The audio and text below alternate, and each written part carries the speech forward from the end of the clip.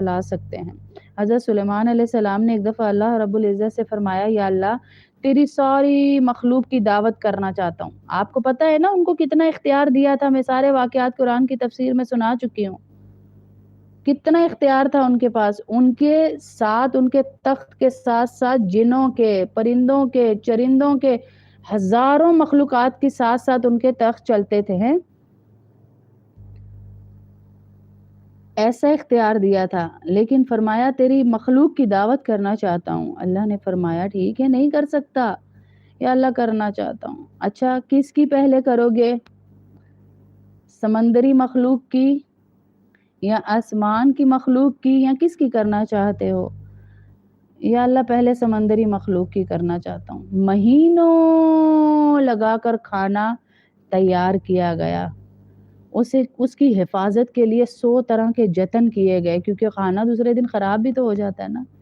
100 طرح کے جتن کیے گئے، کھانا تیار ہوا، دسترخوان لگایا تو فرمایا یا اللہ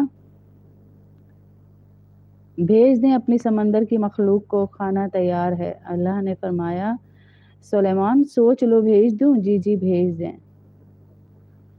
حضرت سلیمان علیہ السلام نے جب دیکھا تو سمندر سے ایک بڑی ساری مچھلی نکل کر آئی، اور اس مچھلی نے ڈونگوں سمیت، برتنوں سمیت، دسترخوان سمیت یوں نوالا بنایا، اور وہ پورا دسترخوان کھا گئی۔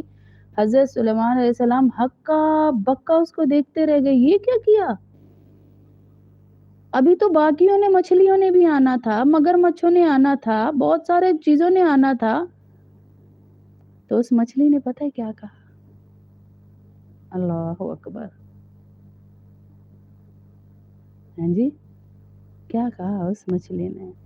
اس مچھلی نے کہا میرا اللہ روزانہ مجھے ایسے 3 نوالے کھلاتا ہے، آج تو نے مجھے بھوکا مار دیا، سلیمان مجھے 1 نوالا دیا۔